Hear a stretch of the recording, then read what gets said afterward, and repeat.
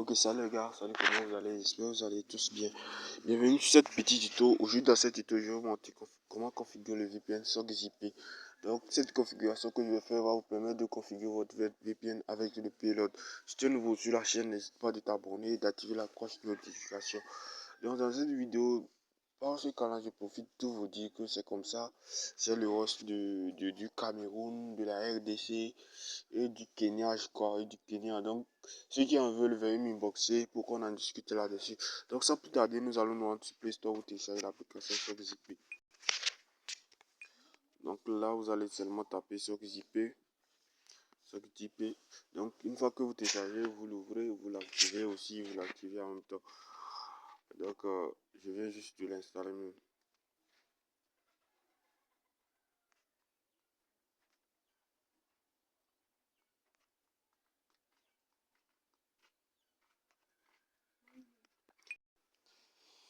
Dans les gars, arrivé ici, je crois que c'est là les trucs de confidentialité, tout ça là. Donc, vous allez le lire, c'est important les gars, le lire si vous avez le temps. Donc, là, vous allez appuyer sur OK.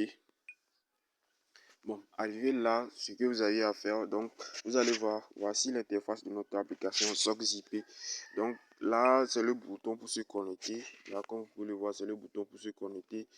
Là, c'est le paramètre où nous allons faire les configurations. Donc là, je sais pas trop c'est quoi. Donc là c'est concernant l'application aussi. Concernant l'application, les informations, tout. Ici, les instructions de configuration. Donc comme vous pouvez le voir ici, ils disent que request tunnel, tu peux faire la configuration avec request tunnel. Ça, autre il te faut d'aller créer un fichier UDP request sur le net, sur les sites SSH. Donc ici, single tunnel. Donc ça aussi, tu dois devoir créer custom SSH.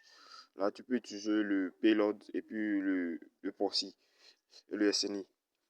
Custom WebSocket, ça aussi, tu devais créer un fichier DNS tunnel. Ça, c'est facile. Il suffit d'avoir ton DNS et puis tu le colles là. C'est fini. Donc là, ce que nous intéresse aujourd'hui, nous allons configurer avec le payload. Et sans plus tarder, si tu n'étais pas encore abonné, je te prie de le faire parce que c'est comme ça que vous nous aidez nous. Donc là, nous allons cliquer sur le bouton paramètres.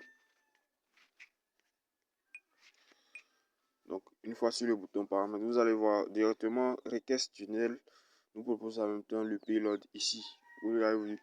Donc d'abord, si chez vous ce n'est pas comme cela, vous appuyez ici sur request tunnel. Vous cliquez justement sur request tunnel comme ceci. Donc une fois que vous cliquez sur request tunnel, vous allez choisir le mode de configuration que vous voulez. Donc par exemple, si nous prenons le mode single tunnel, single tunnel aussi nous propose le payload. Single tunnel aussi nous propose le payload. Custom SSH, configurer SSH. Donc là, ici c'est ce que je vous dis que vous devez d'abord créer un fichier sur le net. Donc tout et tout quoi. Donc ici aussi tu peux ajouter le payload. Tu ajoutes le payload et puis tout. Donc là, ce n'est pas ce qui nous porte. Ce n'est pas ce que nous on veut faire aujourd'hui. Donc, du coup, ce n'est pas notre truc. Donc là, nous allons choisir le mode request tunnel. Donc, request tunnel, là, vous allez coller votre payload ici. Donc, vous allez coller votre payload ici. Ceux qui ne savent pas comment créer le payload, je vous prie d'aller sur l'une de mes vidéos que j'ai déjà eu à faire si vous ne savez pas le faire. Donc là, simplement, le payload, c'est un truc qui est facile. Donc, bon, je vais essayer de vous copier un payload pour que vous puissiez voir le payload. Donc, le payload n'est jamais différent de ça. Donc là, je rentre dans mon paramètre comme ceci. Donc ici, c'est le host de AfriCell pour la RDC Congo. Soyez-en fiers que je vous montre ceci parce que ceci, c'est quelque chose que je vends tellement cher. Donc, soyez-en fiers que je vous la montre. Donc, vous allez essayer de la copier et puis vous retournez justement dans l'application SOCK-ZP. Donc, une fois dans l'application SOCK-ZP, ce que vous avez à faire, c'est de coller ça.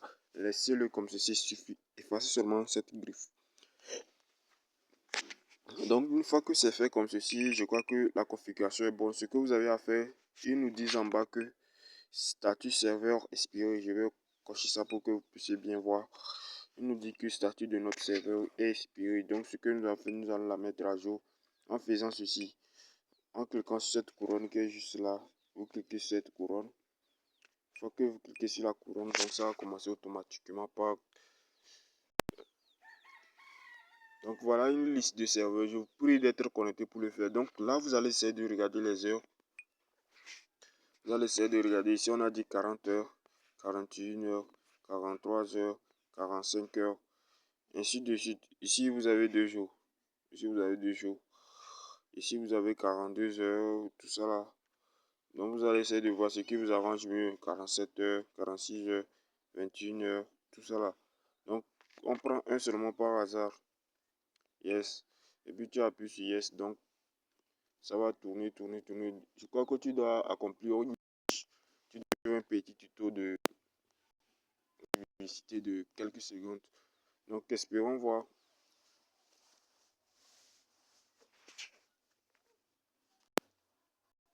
Nomade Éducation, Voilà. l'application gratuite pour accompagner vos enfants au collège et dans leurs études supérieures. Les bac, BS, DUT, licence, master, toutes les classes et toutes les matières pour continuer à progresser. Les contenus sont disponibles hors connexion une fois l'application installée. Nomade Éducation, l'éducation utile tous. Regardez le colis. Vous avez vu que le commentage est à 0. Ils nous ont dit récompense accordée. Donc là, nous pouvons sortir. Si nous ne conseillons plus, nous pouvons sortir. Voilà. Donc là, comme vous pouvez voir ici, ils nous ont dit que les serveurs expirent le 24. Donc c'est un truc comme ça. Et donc nous avons mis à jour notre serveur. Vous allez voir ici, ils disent que le serveur expire à 6h50. Donc une fois fini, vous appuyez sur Save.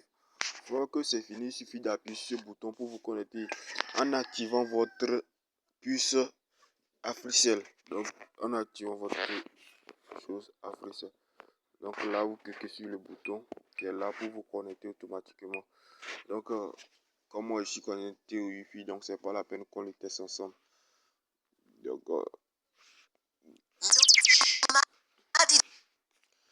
Éducation, l'application gratuite pour accompagner vos enfants au collège, au lycée et dans leurs études supérieures.